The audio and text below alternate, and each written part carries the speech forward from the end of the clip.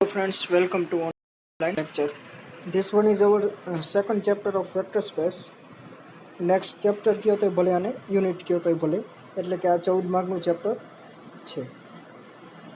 14 માર્કનું chapter 1 પૂરું કર્યું અને આ second chapter. Title is basis of vector space and dimension of vector space. તો બેઝિસને બેઝ પણ કહેવાય છે and dimension of vector space. So definition of basis अथवा base,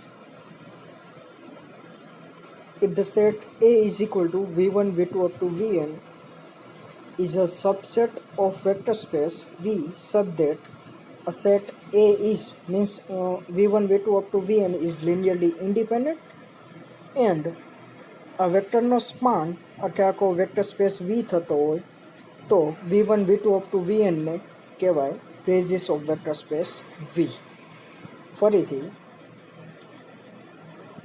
ધારો કે n વેક્ટર લીધા છે વેક્ટર સ્પેસ Vના, એ જો લિનિયરલી ઇન્ડિપેન્ડન્ટ હોય અને આનો સ્પાન એટલે એવા કોઈ સ્કેલર મળતા હોય such that α1 V1 α2 V2 plus up to plus α n Vn, આનો સેટ બનાવી એ આખી વેક્ટર સ્પેસ જનરેટ કરતો હોય V, તો આ બે કન્ડિશન સેટિસ્ફાય થતી હોય તો V1 V2 up to Vn ને basis of vector space V કહેવાય. Note that we know that the set containing zero vector is linearly dependent.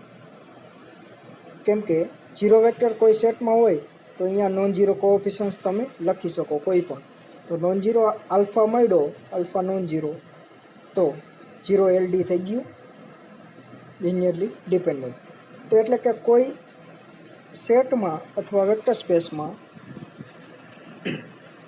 Zero element હોય કોઈ સેટમાં તો એ સેટ થઈ જાય લિનિયરલી ડિપેન્ડન્ટ. તો hence condition 1 of set can not be basis. મતલબ that means zero vector can not be element of basis set. એટલે zero vector ક્યારેય બેઝિસનો એલિમેન્ટ હોઈ શકે નહીં.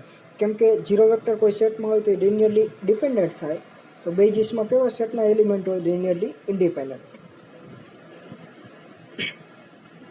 તો definition of finite dimensional vector space.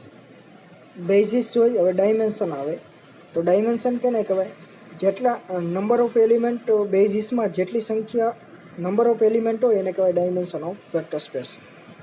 ધારો કે બેઝિસમાં 5 લિનિયરલી ઇન્ડિપેન્ડન્ટ હોય અને 5 એ આખો સ્પાનથી જનરેટ થતી હોય વેક્ટર સ્પેસ, તો ડાયમેન્શન એ વેક્ટર સ્પેસના થાય 5. ડેફિનેશન જોઈ તો a vector space V is said to be finite dimensional vector space if there exist finite subset of V such that V is equal to span of S. એટલે કે finite subset હોય અને એનો span આખો vector space થતો હોય તો એને કહેવાય ફાઇનાઇટ ડાયમેન્શનલ વેક્ટર સ્પેસ. હવે ડાયમેન્શન ઓફ વેક્ટર સ્પેસ એટલે કે the dimension of finite dimensional vector space V is the number of element of basis of V. એટલે ડાયમેન્શન કેને કહેવાય? Number of element of basis. બેઝિસમાં કેટલી સંખ્યા છે બેઝિસના એલિમેન્ટની એને કહેવાય dimension of vector space. For example, R2ના ડાયમેન્શન છે 2. એમાં તમને લિનિયરલી ઇન્ડિપેન્ડન્ટ સેટ મળશે 1 0 and 0 1. આમાં તમે ઇઝીલી બતાવી શકો કે આ લિનિયરલી ઇન્ડિપેન્ડન્ટ છે. ધારો કે આલ્ફા 1 0 લિનિયરલી ઇન્ડિપેન્ડન્ટ બતાવી તો આલ્ફા ઇન્ટુ પહેલો વેક્ટર પ્લસ બીટા ઇન્ટુ બીજો વેક્ટર ઇઝ ઇક્વલ ટુ 0 0 લખવું પડે, કેમ કે 2 ટપલ છે તો સામે 2 ટપલ હોવું જોઈએ. હવે આલ્ફા બીટા 0 મળતા હોય તો એ લિનિયરલી ઇન્ડિપેન્ડન્ટ થઈ જાય આ V1 અને V2, 1 0 ને 0 1. ઇક્વેશન બનાવી તો alpha plus beta into 0 is 0 is equal two 0, તો આલ્ફા 0 મળી ગયું. અને બીજું ઇક્વેશન બનાવી તો આલ્ફા ઇન્ટુ 0 ઇઝ 0 અને બીટા ઇન્ટુ 1 ઇઝ બીટા, તો બીટા ઇઝ ઇક્વલ ટુ 0. તો બંને વેક્ટર 0 મળ્યા તો આ સેટ લિનિયરલી ઇન્ડિપેન્ડન્ટ થયો અને આ સેટથી R2ના કોઈ પણ એલિમેન્ટ તમે જનરેટ કરી શકો. એટલે કે સ્પાન ઓફ આ સેટને એ નામ આપું તો span of A is equal two R2. એટલે કે ધારો કે હું R2નો કોઈ એલિમેન્ટ લઉં 1 2, તો આને આ એલિમેન્ટથી કઈ રીતે જનરેટ કરવો, તો 1 ઇન્ટુ ઇઝ ઇક્વલ ટુ લખી શકાય 1 2 ઇઝ ઇક્વલ ટુ 1 ઇન્ટુ પહેલો એલિમેન્ટ લ્યો 1 0 પ્લસ 2 ઇન્ટુ સેકન્ડ એલિમેન્ટ. તો આને એડ કરો તો 1 કોમા એટલે આનો સમ કરો તો શું મળશે 1 કોમા 2. સિમિલરલી ઇન જનરલ Rnના dimension of Rn is n and standard base of Rn is that is n tuple. basis is 1 0 0 up to 0. પછી સેકન્ડ ટપલમાં 1 આવે એ જ રીતે n ટપલમાં 1 આવે. તો કેટલા એલિમેન્ટ થયા n, તો dimension of Rn is n.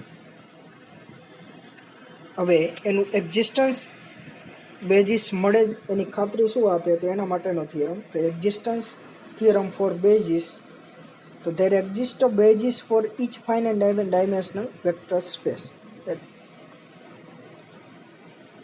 એટલે કઈ વેક્ટર સ્પેસના બેઝિસ મળી શકે, તો બધા ફાઇનાઇટ ડાયમેન્શનલ વેક્ટર સ્પેસના બેઝિસ મળી શકે. પ્રૂફ જોઈ તો V is finite dimensional અને એને બેઝિસ મળે છે એવું પ્રૂવ કરવાનું છે. તો V is finite dimensional vector space V, hence by definition there exists a finite subset. Dimension finite છે તો ફાઇનાઇટ સબસેટ મળે, such that શું થાય, ડાયમેન્શન n છે, ધારો કે n છે ફાઇનાઇટ, તો V is equal to span of S, કેમ કે સેટ S હું લીધો V1 V2 up to Vn, such that V is equal to span of S and each I Vi is non-zero. એટલે કે કોઈ આમાંનો zero vector છે નહીં. Zero vector હોય તો LD થઈ જાય, એટલે એ બેઝિસ હોઈ શકે નહીં. એટલા માટે કોઈ પણ વેક્ટર ઝીરો વેક્ટર નથી.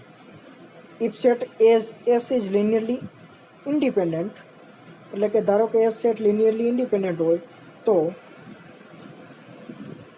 તો એ બેઝિસ થઈ જાય. તો કાંઈ પ્રૂવ કરવાની જરૂર નથી. કેમ પ્રૂવ કરવાની જરૂર નથી? કેમ કે બેઝિસ પ્રૂવ કરવામાં શું જોઈએ, એક તો આ સેટ એલાઈ જોઈ અને સ્પાન ઓફ એ તો આપણે લીધું જ છે V is equal to span of S, તો બંને કન્ડિશન સેટિસ્ફાઈ થઈ ગઈ. તો આ set become a basis, because બેઝિસની ડેફિનેશનમાં શું જોયું, બંને કન્ડિશન, એક સેટ એલાઈ જોઈ અને span of A is V. તો કાંઈ પ્રૂવ કરવાની જરૂર નથી સેટ S ઇઝ એલાઈ હોય તો.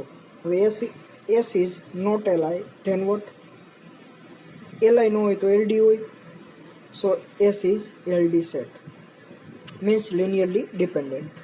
Hence any vector, ધારો કે VK, K 2 less than equal to K less than equal to N, એટલે K આમાંનો કોઈ પણ હોઈ શકે 2 થી N માનો, is expressible as a linear combination of other vector which is process it. Means VK is linear combination of other vector, because set LD હોય તો કોઈ પણ વેક્ટરને તમે લિનિયર કોમ્બિનેશન બાકીના વેક્ટરને લિનિયર કોમ્બિનેશનમાં લખી શકો. જે આપણે અગાઉ જોયું હતું કે V1 V2 up to Vn હોય તો VK ને અને આમાંનો કોઈ પણ એલિમેન્ટ એના, ધારો કે VK અહીંયા હોય તો એના પહેલાંના બધા વેક્ટરને લિનિયર કોમ્બિનેશનમાં તમે લખી શકો, એટલે કે વિચ ઇઝ પ્રિસીડિંગ ઇટ. તો VK is linear combination of V1 V2 up two VK -1, એટલે ત્યાં સુધીના બધા વેક્ટરનું લિનિયર કોમ્બિનેશનમાં લખી શકો, જે આપણે અગાઉના થિયરમમાં પ્રૂવ કર્યું હતું. તો VK લિનિયર કોમ્બિનેશન આનું હોય તો એવા કોઈ સ્કેલર મળે α1 α2 up to αk -1, such that VK is equal to α1 V1 plus α2 V2 plus up to plus αk -1 VK -1 by definition of linear combination. એટલે આ રીતે લખી શકાય. તો now consider S is equal to, હવે S કેવો consider કરી કે VK ને રિમૂવ કરી નાખો અને બાકીના એલિમેન્ટ વધે એને S1 નામ આપી. પહેલાં એસ શું હતો? V1 V2 up to Vn, n element હતા. હવે S1માં કેટલા એલિમેન્ટ હશે? n-1. કયો રિમૂવ કર્યું? Vk. તો એ શું બને? V1 V2 up two Vk-1. Vk remove કર્યું. એના પછીનો કયો એલિમેન્ટ હોય? Vk+1 plus up to Vn. તો S1ના બધા એલિમેન્ટ એસમાં જ આવે. S1ના બધા એલિમેન્ટ S1માં જ આવે, કેમ કે એસમાંથી એક એલિમેન્ટ રિમૂવ કર્યો, તો S1ના બધા એલિમેન્ટ એસમાં જ આવે. હવે એ સબસેટ બી હોય તો span of A subset span of B થાય. અહીંયા એ સેટ તરીકે S1 છે અને બી તરીકે S છે, તો span of S1 subset span of S, અને V is equal to span of S છે, તો ઇઝ કન્ટેનિંગ V લખી શકાય, કેમ કે કન્ટેનમેન્ટ થાય અને સુપર કન્ટેનમેન્ટ પણ થાય. તો આપણે આની જરૂર છે, તો span of S is subset of V. તો શું થયું? Span of S1 is subset of V. Now we shall show that V is subset of span of A. આ બતાવી દઈએ તો શું થાય? Span of S1 is equal two V થઈ જાય. તો ઊંધું કન્ટેનમેન્ટ બતાવી. તો આ બતાવવું હોય તો કેપિટલ Vમાં એક એલિમેન્ટ લઈ, વેક્ટર લઈ. એ એલિમેન્ટ વેક્ટર પ્રકારનો હોય, કેમ કે વેક્ટર સ્પેસનો એલિમેન્ટ વેક્ટર હોય. તો V bar belongs to V. Then we prove that, શું બતાવવું પડે? આ જ વેક્ટર સ્પાન ઓફ S1માં આવવો જોઈએ. તો આ સબસેટ થઈ જાય. હવે V બાર જો કેપિટલ Vમાં લઉં અને V is equal to span of S લીધું હતું, તો V બાર સ્પાન ઓફ Sમાં પણ આવે. તો V બાર સ્પાન ઓફ Sમાં આવ્યો. સ્પાન ઓફ Sમાં આવતો હોય, સ્પાન ઓફ Sમાં આવતો હોય તો V બાર સ્પાન ઓફ S1માં પણ આવે.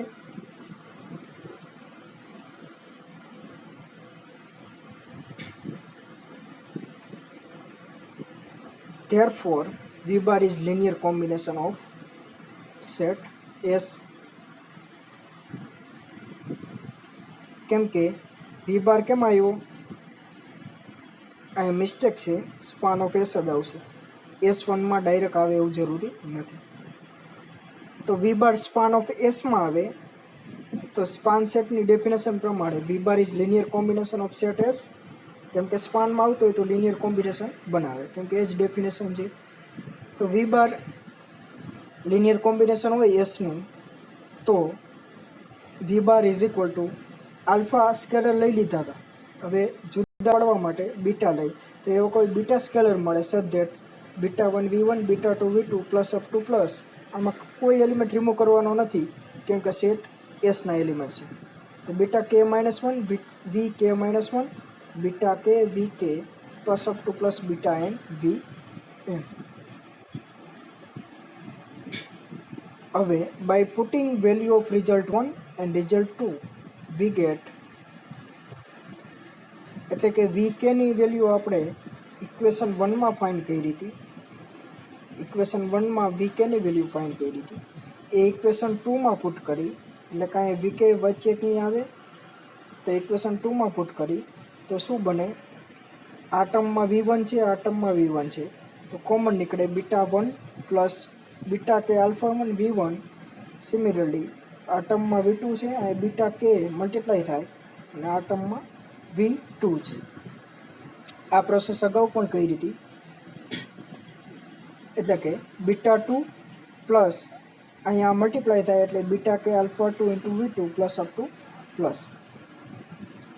સો V bar is linear combination of set S1 મળ્યું, કેમ કે આ ટર્મમાં ક્યાંય vk છે નહીં, કેમ કે vkની વેલ્યુ પુટ કરી તો vk ક્યાંય ન આવે.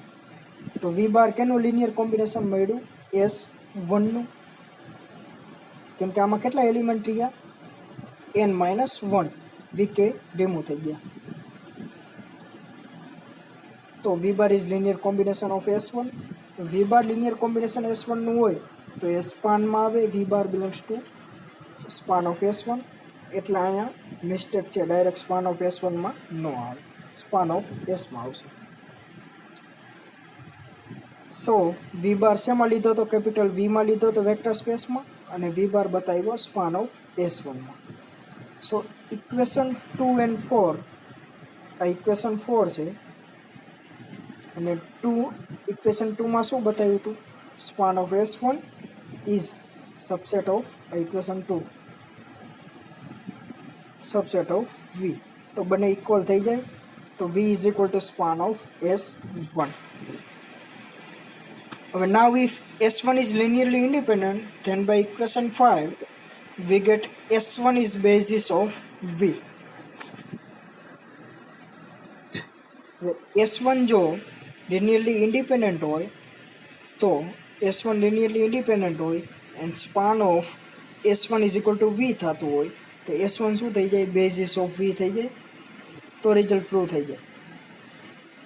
કેમ કે બેઝિસની ડેફિનેશન પ્રમાણે S1 linearly independent હોય અને સ્પાન ઓફ S1 બરાબર V થતું હોય તો S1 બેઝિસ થઈ જાય.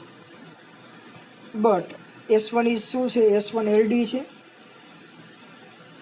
LD છે તો હજી એક એલિમેન્ટ એમાંથી રિમૂવ કરવો જોઈશે. તો preceding as above we have set S2. હવે S2 મળશે એમાં કેટલા એલિમેન્ટ હશે? n-2 vector. સચ that V is equal to span of S2. જે પ્રોસેસ કરી એ જ આવશે. એમાં ધારો કે એક એલિમેન્ટ રિમૂવ કર્યો VK, બીજો એલિમેન્ટ રિમૂવ કરો VJ, તો n-2 એલિમેન્ટ વધે. એ બાકીના સેટને નામ આપો S2. તો similarly V is equal to span of S2. હવે S2 જે સેટ બન્યો જેમાં બે એલિમેન્ટ રિમૂવ થયા એ જો લિનિયરલી ઇન્ડિપેન્ડન્ટ હોય અને સ્પાન ઓફ S2 બરાબર V બતાવી દીધું તો S2 બેઝિસ થઈ જાય. જો આ લિનિયરલી ઇન્ડિપેન્ડન્ટ ન હોય તો વળી પાછી પ્રોસેસ કરો, same process. If not then continue as above for finite step. કેમ કે ફાઇનાઇટ એલિમેન્ટ છે તો જ્યાં સુધી એલાઈ ન મળે ત્યાં સુધી એ રિમૂવ કરતા રહ્યું. એટલે રિમૂવ કરવાના નથી, આ રીતે લખવાનું જ છે. તો we shall obtain a set T such that V is equal to span of T. ધારો કે T સેટે અટકી જાય છે, T is linearly independent છે, તો this set T will be constitute a basis. એટલે એ બેઝિસ બનાવે. It may happen that above process we may left with subset with contain a single non-zero vector. We know that singleton non-zero set is linearly independent, then this will form a basis. મતલબ આનો મતલબ શું થાય? છેલ્લે સુધી એટલે n-1 એટલે કે n માંથી તમે n-1 એલિમેન્ટ રિમૂવ કરો તો છેલ્લે એક જ એલિમેન્ટ વધતો હોય. આપણે બધા એલિમેન્ટ નોન ઝીરો લીધા છે તો છેલ્લે એક એલિમેન્ટ વધતો હોય સિંગલટન એલિમેન્ટ. ધારો કે VP વધે છે તો છેલ્લે એક એલિમેન્ટ એ લિનિયરલી ઇન્ડિપેન્ડન્ટ થશે. કેમ થશે? કેમ કે આ નોન ઝીરો એલિમેન્ટ છે તો સિંગલટન નોન ઝીરો એલિમેન્ટ હોય એ હંમેશા એલાઈ થાય અને સ્પાન ઓફ આ સેટને જે નામ આપો VP, ધારો કે P જ નામ આપો, તો span of P is equal two V તો આપણે બતાવેલું જ હશે. તો span of P is equal two P થાય અને સિંગલટન સેટ લિનિયરલી ઇન્ડિપેન્ડન્ટ થાય. તો આ સિંગલટન છેલ્લે બેઝિસ એલિમેન્ટ બનશે. અહીંયા આપણે T નામ આપેલું છે. પ્રોસેસ સ્ટોપ ન થાય તો છેલ્લે સુધી એ લિનિયરલી ઇન્ડિપેન્ડન્ટ સેટ બનાવશે જ. એટલે આ એક્ઝિસ્ટન્સ થયું બેઝિસનું. બાકીનું નેક્સ્ટ લેક્ચરમાં જોશું.